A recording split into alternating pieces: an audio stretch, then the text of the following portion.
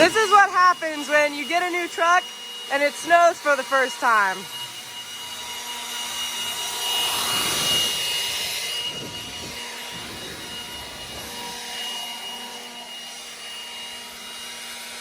Ready for a little cold start action? All right, Grant, go for it. That wasn't as exciting as I thought it was going to be. Here's my question. Hey, Grant, aren't you supposed to plug diesels in at night or something like that? You can. Oh, well. So it started snowing this morning. There's not quite enough on the ground to snowmobile yet, but honestly, we've done it in worse conditions. So maybe this afternoon we'll include a little snowmobiling. So what is this, you might ask? Well, this would be Grant and I's first stop of the day. Grant's been looking at dump trucks for a while with all the junkyard hauling that he's been doing. So we finally broke down and bought one. And the people we bought it from watch my videos. So, Jim and Ryan, thanks, I appreciate it. We're gonna be able to haul a lot of junk in this thing. We owned the thing for approximately 30 seconds and Grant already locked himself out. This is gonna be an adventure. All right, so far we have stopped by a diesel guy because Grant's having some weird little issues with his truck. Yeah, to me it's something you would know. So like when you're just like pulling, like driving normally, you just drive onto a Like a highway. And you just drive along and like it like it just kind of like lurches. Jerks, cuts out, and it'll do it like once or twice. Like whole engine shuts off for like a half second, and then everything's fine. It's kind of weird. It doesn't throw any codes.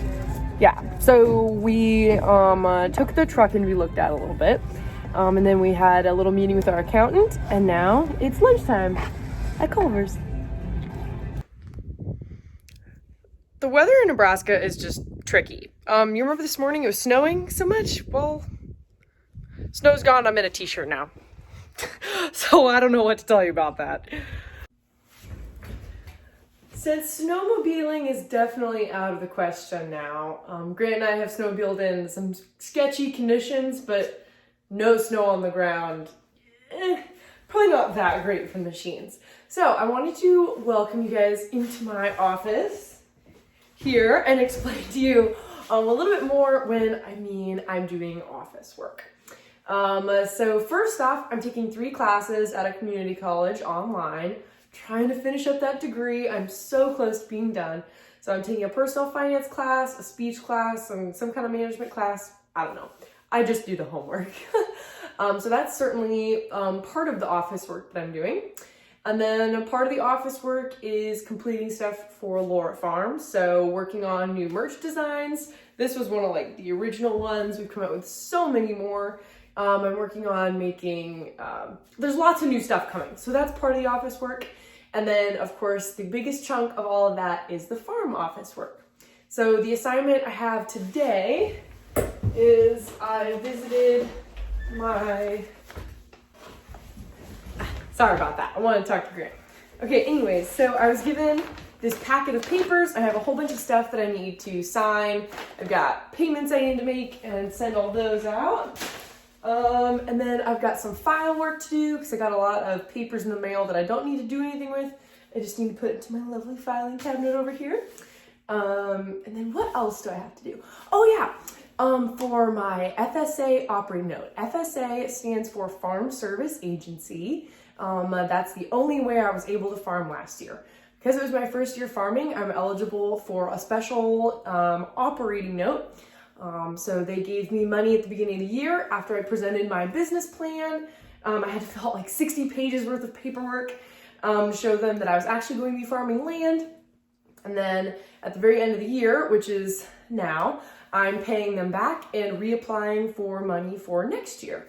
And so I've got a whole bunch of paperwork that I have previously filled out for them. I had to, because I'm farming different land, I had to fill out the whole 60-page application again, which was kind of tedious, but they're helping me farm, so it's worth it.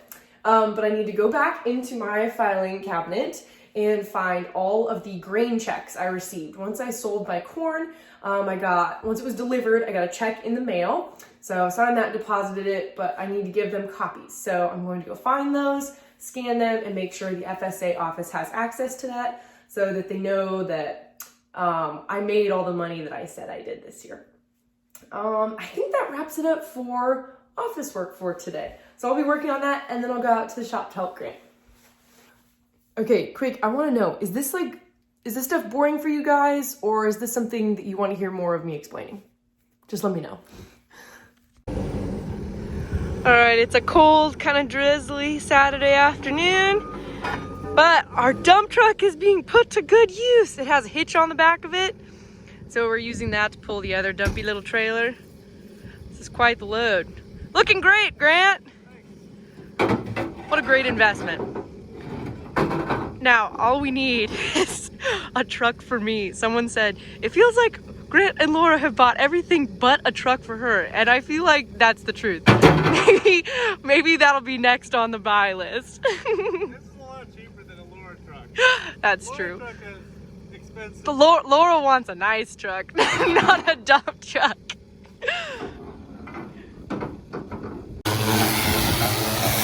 What did I do today? Grant got very stuck today. I almost had to come rescue him in my car. Look at the damage that has been done here. It was really bad. It was really bad. He had 2 trailers hooked onto his truck, so that may have explained it. But now I get the pleasure of washing it off with our new power wash.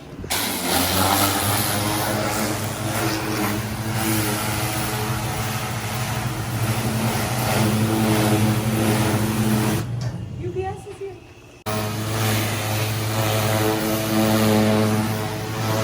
She cleaned her car.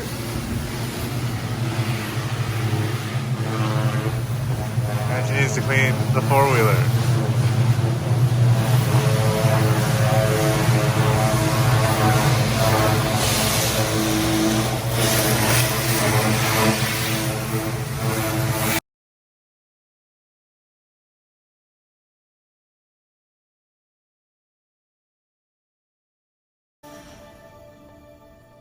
A teenager is showing off her vlogging skills as she goes through her farming journey in central Nebraska. Jay Shatara takes a tractor ride with her and has more from the field.